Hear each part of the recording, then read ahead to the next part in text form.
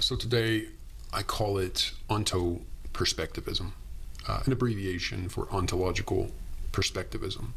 It's also known as, I also call it, phenomenalism. This phenomenalism smells like an anti-realist version of Harman's stuff. While I try to emphasize the transcendence of objects as much as possible, I'm still a minimal correlationist, because perception and belief are situated. So I can't follow Harman, for instance, all the way, but I love his emphasis on the transcendence of objects in the phenomenological sense, and his unpretentious style as a writer and speaker. Now let me give you an easy example of this minimal correlationism, or this residue of subjectivity that is not scrubbed off. One face of the coin and not the other appears here and now. The coin is the logical, temporal, interpersonal unity or synthesis of these two faces. So before I continue, for one face of the coin to be manifest and not the other, one side of the coin and not the other, you already have latent perspectivity, or from a point of viewness, just in the manifestation, in the crudest sensory manifestation of the object. We already have from a point of viewness, and we don't have to have a sort of complicated consciousness that can articulate all this. It's just already latent in the barest manifestation of the object. But continuing, consciousness, mistakenly conceived as a stuff, as an entity, as a kind of being, I would say that it's the horizontal presencing of the physical, for instance. Consciousness is the presence or the being of the physical. And this is, I'll take this from Heidegger, the ontological difference. So consciousness is the being or the presence of anything and everything, but being is not a being. So in a certain sense, consciousness does not exist, because being does not exist in the sense that it is not a thing.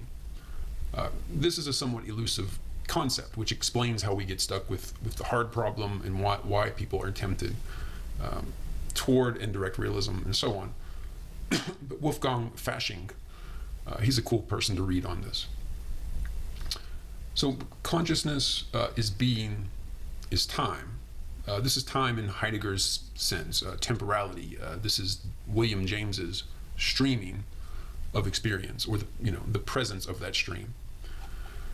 So time hides as it shows, right? The coin is both of its faces, and I usually see the face as the coin.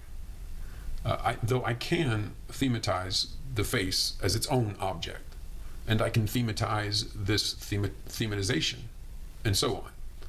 We're very flexible in that way. We can thematize all kinds of things.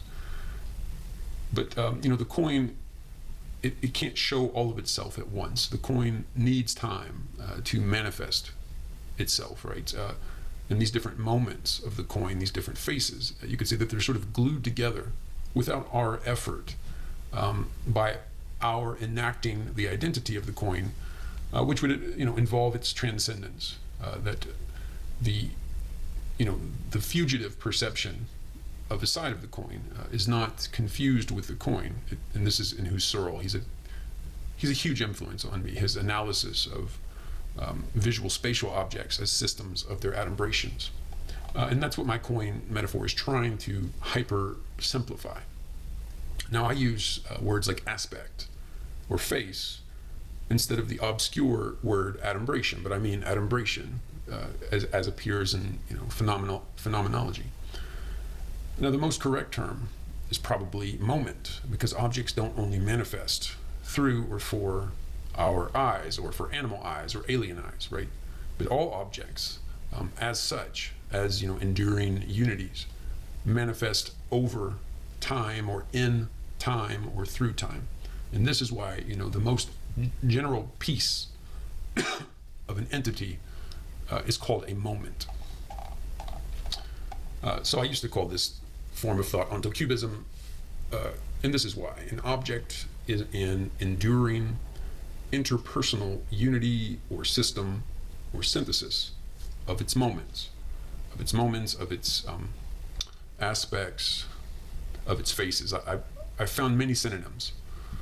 Now, A.J. Ayer, he called objects logical constructions from or of sense data. It's approximately the same idea, but I don't take sense data to be primary. That's a little too old school, reductive empiricist.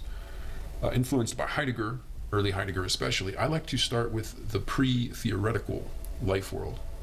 I think most perception is what he called circumspective rather than theoretical. We just walk around the house and we peripherally see objects. We might step around something that we don't thematize. So, most perception is not this kind of ideal, theoretical, staring perception.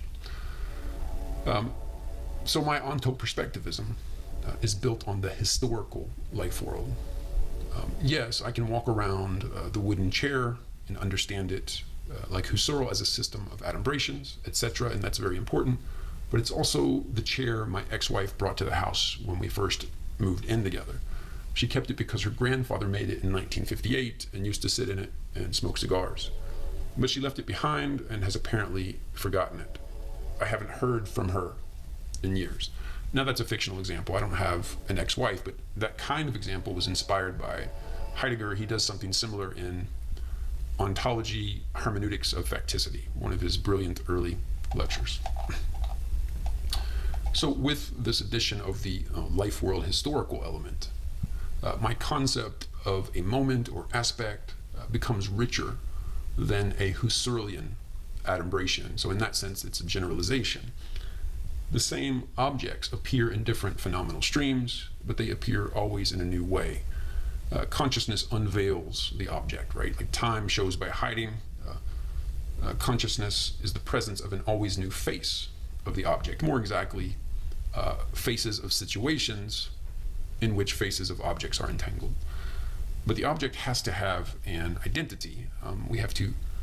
The faces are tacitly synthesized. Like for the most part, we just live among these objects and we don't even notice that we always get faces or aspects of the object, and we treat those aspects and faces as manifestations of the object. So this synthesis is automatic, where you could say that this analysis is phenomenological or explicative. The point here is that we can step into the same river twice, because by river, we mean something like the located, enduring form of the water, and the water itself is always coming and going, unlike the river. You could say that we impose or enact this stasis of the river as form. And in this sense, entities are virtual or conventional. But language is received like the law, that's so sure, and the form of life we inherit, and indeed are thrown into performing, is far more automatic than chosen. So that's Wittgenstein, that's Dreyfus, his interpretation of Heidegger's one. So for instance, we inherit, without having to read Descartes, the vague theory of the ghost in the machine. Consciousness is understood as a stuff, an elusive, quasi-mystical stuff, which leaves ingredient ontologists, which is most philosophers, with a famous hard problem. So in my view, too many philosophers speak of physicality, of the physical, as something easy and definite, as if they know what they mean. Obviously, there are physical things. Perhaps it's consciousness that doesn't exist. That's what some of them would say. And I agree that obviously there are physical things. I even agree that consciousness does not exist as a stuff. But consciousness as being itself and not a being is the presence and quality of physical things, the there-ness of the physical. So to be conscious is to sort of have a presentation, a fluid presentation of the world. So the forgetting of J.S. Mill, of his phenomenalism, of his breakthrough, for instance, is also the forgetting of the empirical meaning of the physical. Philosophers have become so confused that they feel the need to posit qualia as something in addition to the physical. But to make this mistake is to replace actual physical things, which we can see and hear and touch, with the obscure truth makers of metaphysical realism.